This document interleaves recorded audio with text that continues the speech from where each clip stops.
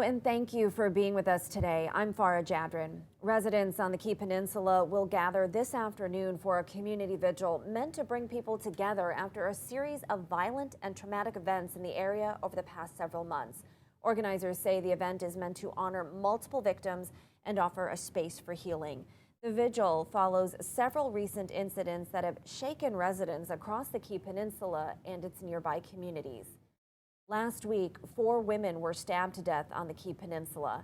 The mass stabbing ended with a deputy-involved shooting. King 5 was the first to learn the identities of the victims. Here's King 5's Jim Nelson. 2 of them were on the Arts Commission here in Gig Harbor. Another was a volunteer with the Gig Harbor Chamber of Commerce.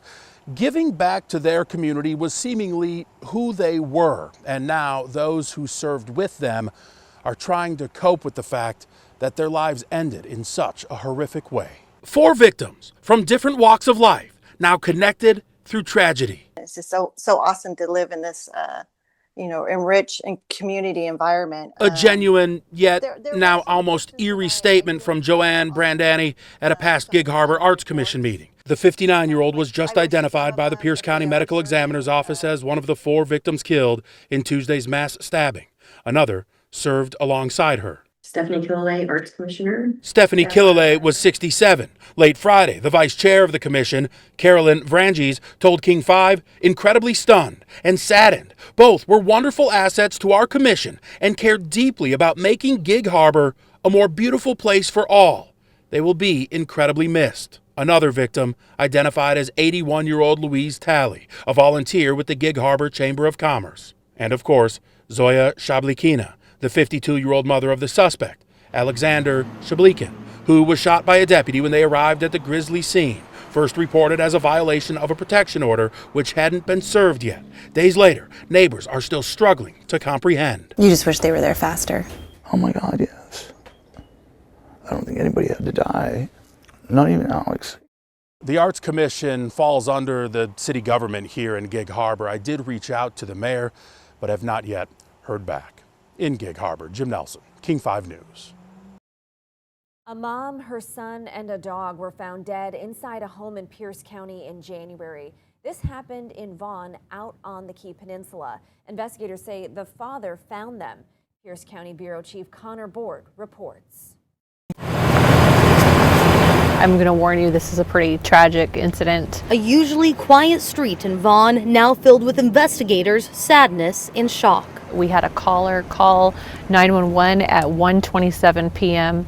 stating that he had come home from work and he found his wife and his adult son and the family dog deceased with gunshot wounds. Deputies say the husband and wife allowed their 24-year-old son to stay in their home Monday night. They say he struggled with addiction and mental health challenges. When the husband went to work Tuesday morning, he felt uneasy. He returned home and found them all dead. I think what's tragic about it is there's probably a lot of families that can relate to this situation that have a child or an adult child with a mental health component or an addiction. And last year we saw a couple of these homicides last year involving an adult with a mental health or a drug component that had murdered a family member. Deputies say there are no outstanding suspects and that this situation is contained to the one home. Not only did this father lose his wife, he lost his son, and your family dog too. In Pierce County, a man accused of killing his estranged wife and her boyfriend in December faced a judge earlier this year. Here's Connor Borg again. Is your true name James Edward Carnegie Jr.? Yes. 63-year-old James Carnegie is facing 3 counts of aggravated murder for the stabbing deaths of his estranged wife, 64-year-old Wendy Walker Carnegie, and her 39-year-old boyfriend, Chad Malloy. We would waive from the reading of those and enter pleas of not guilty. Pierce County Sheriff's deputies found their bodies at a home on Heron Island at the beginning of December after Malloy's family members had not heard from them and they didn't show up for work. Court documents show James Carnegie lived upstairs in the home and his estranged wife Wendy was living downstairs. Wendy made a 911 call about a domestic violence incident involving Carnegie just 8 days before their bodies were found. There is a detailed history in the court documents of police reports of domestic abuse, with Wendy suffering sustained several injuries and at least 4 no-contact orders approved to protect Wendy. I do find there is probable cause to go forward with these charges, so I will enter pleas of not guilty on your behalf. Just a day after the bodies were found, evidence pointed to James Carnegie, and he was tracked down to a motel in Kent. SWAT officers attempted to make contact with him, but breached when they realized he harmed himself with a knife. Positive breach. He was booked into jail last week after being released from the hospital. He told deputies that he found the 2 victims dead in the home, but did not commit the crime. The state has filed a motion for detention without bail. The victims of all 3 tragedies will be remembered today as Gig Harbor looks to mourn those who were lost. We go now, after a brief pause, to the event in progress.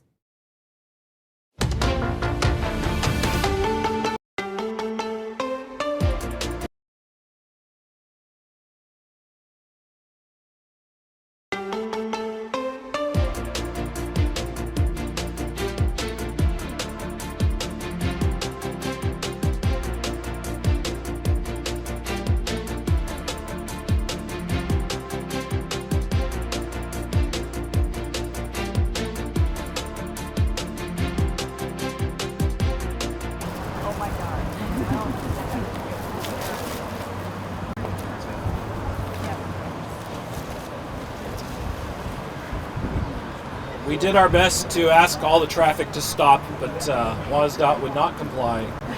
Said people have places to go, and so we will deal with the noise as it comes. So good afternoon, everybody. We are here today in grief and in sorrow at the recent acts of violence in our community.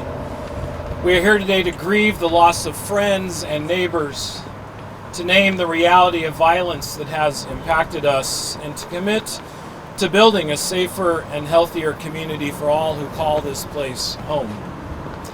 My name is Dan Whitmarsh. I'm a pastor and a mental health counselor with deep roots in this community. It's a privilege to stand with you today as we navigate this moment together. As we begin, I do want to thank Pamela and Rachel for having the vision to organize this event, for inviting me to participate with you all.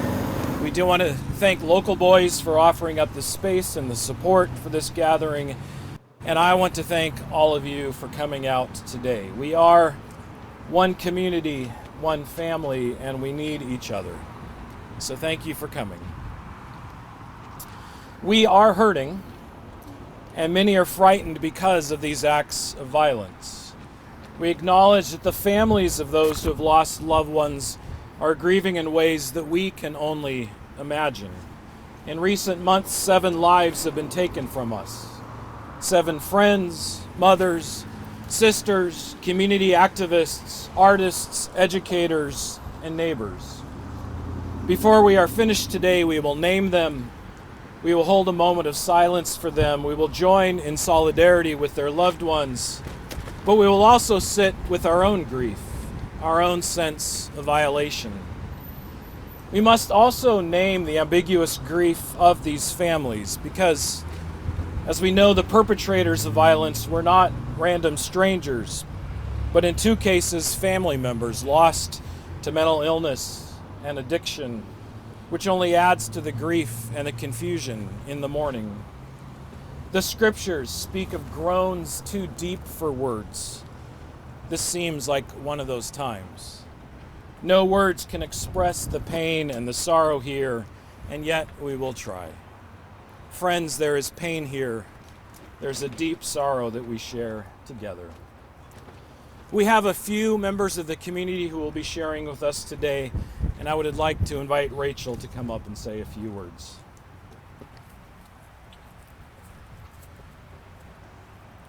I just wanted to say thank you, everybody, for coming. Now's the time for our community to really band together and try and help your neighbor and love your neighbor and be patient with your neighbors and community and kind of go that extra mile to make sure that everybody's okay as they're going through all this grief and traumatic events, and hopefully together we can create a love that will overpower all the evil that's going on right now.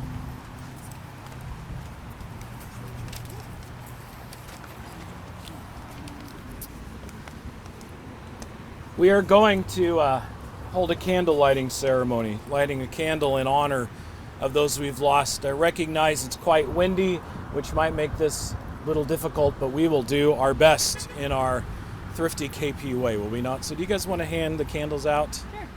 If anybody wants to just come up and grab a candle, you're free to come get one. Yeah, we've got some.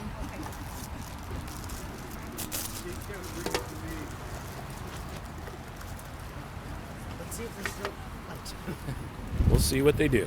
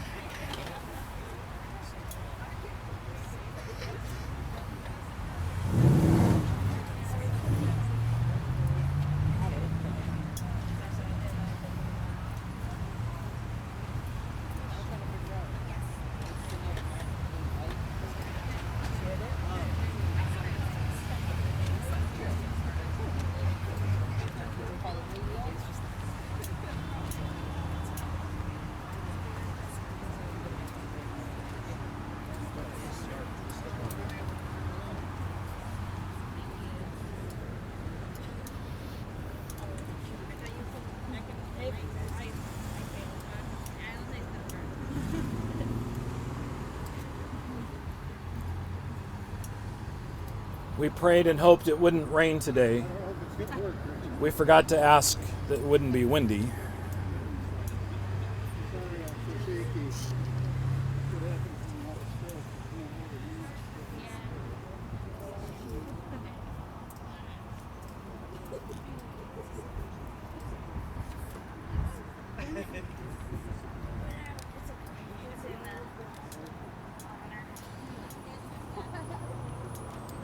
If you find it doesn't work, then hold your candle and use your best imagination, or pull out your phone and hold up your light if you want to do it that way as well.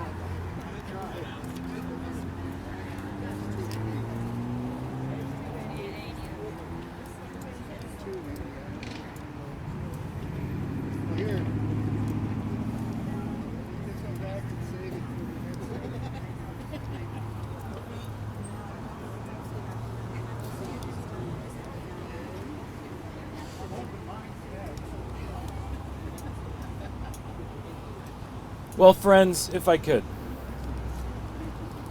let us remind us of those that we have lost and hold a moment of silence for them.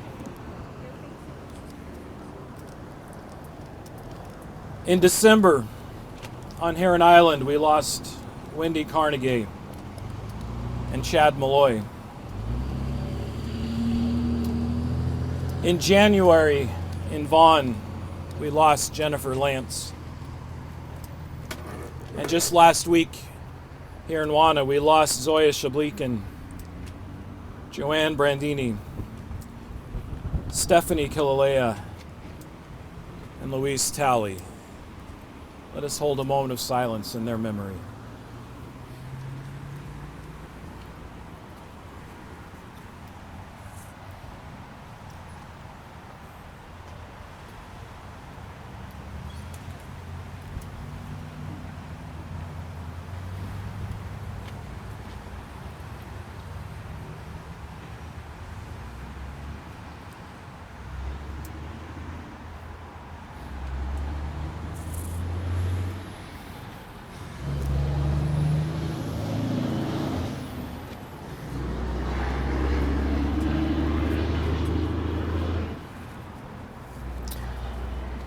Thank you.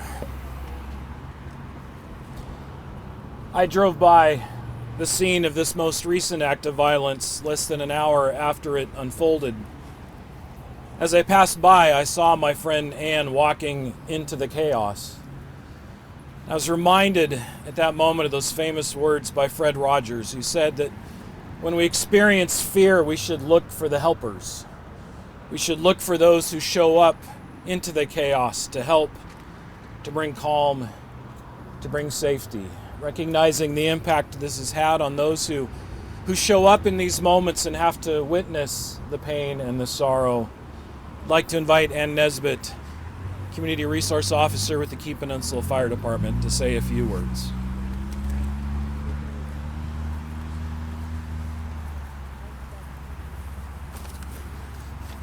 Good afternoon. My name's Ann Nesbitt. For those of you that do not know me, thank you for having me, and mostly thank you all for being here. Over the last 3 months, our community has experienced several heartbreaking losses connected to mental health struggles. As first responders, we have had the painful responsibility of being present in some of those moments. These calls stay with us, not only because of the tragedy, but because this is our community too. We are your neighbors, we're your friends, and your family members. Being a first responder in the place where you live is painful privilege. We are invited into the most difficult moments of people's lives. Sometimes we're able to help someone through their worst day, and sometimes we arrive in moments of profound loss. Either way, those moments remind us how deeply connected we all are. Right now, our community is hurting. Grief, confusion, and worry are being felt by many people, including the responders who serve here. In times like these, the most important thing we can do for one another is simple and powerful. It is to listen. Reach out to the people around you. Check in on your friends, your family members, coworkers, and neighbors. Sometimes the greatest support we can offer is just being present and letting someone know that they are not alone. Mental health matters at every level in our community. Taking care of one another, talking openly, and showing compassion can make a real difference. If you are struggling, please reach out. If you see someone who might be hurting, take a moment and listen. Our community is strongest when we are together and we take care of each other. Thank you for having me.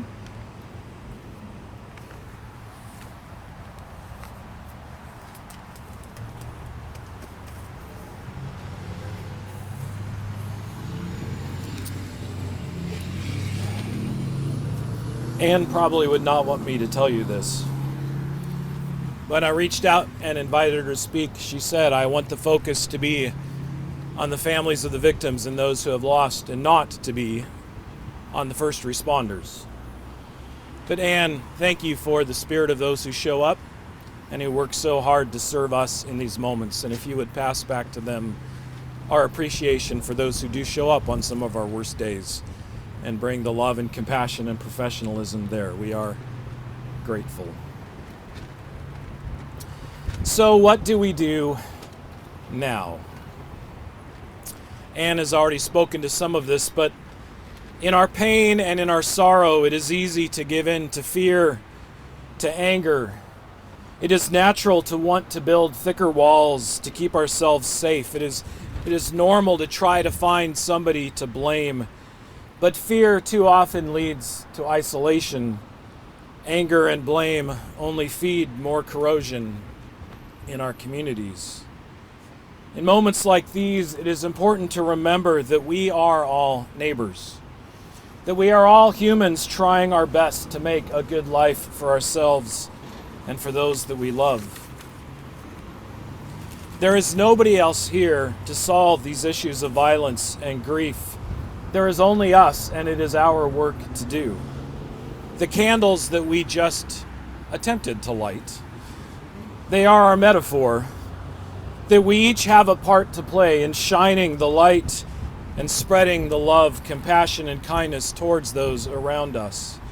In a world today that is divided along so many lines, it is up to each one of us to live in the same way as those that we mourn today, seeking to make the world a better place, recognizing the importance of community, neighborliness, compassion, kindness, building bridges instead of erecting walls. Yes, we expect our elected officials and our first responders to support us, to come to our aid, but nothing will ever replace the work of local people caring about each other. No, I'm not talking about a defensiveness, but an offense of compassion and care, of neighborhood barbecues, of showing up to the art walk and concerts and movies in the parks, the Christmas tree lighting and the farm tour, knowing your neighbors and building relationships, even with people with whom we might not always agree. We have a choice to take our lights and hide them behind thick walls, or to let them shine for all to see. Jesus once said, "Blessed are those who mourn, for they shall be comforted." Yes, we do grieve. We do mourn. But there's comfort to be found in our faith, in the beauty that we see in the world, and in the love that we show one another. Rabbi Steve Lader once said that we can go through hell, but we don't have to come out empty-handed. We can find strength and courage and resilience in this place and commit to taking it out into the world. This is my hope for us, my hope for the Key Peninsula and Gig Harbor, that we would care well for each other. Friends, as Ann has already mentioned, and I want to repeat, there are resources. If you are lost in grief, if you are somebody that you know is struggling with mental health issues or addictions, reach out. Our community is full of churches and faith communities, of counseling centers, of community resource centers. You can come talk to me, you can talk to Ann, but look around you. Because this, what we experience here, is what is needed. Friends, neighbors, even strangers with good hearts. Let us remember those that we have lost, and in their memory commit to humbly loving and caring for one another. Those that we mourn, they cared about this community. They cared about their families. They cared about their neighbors.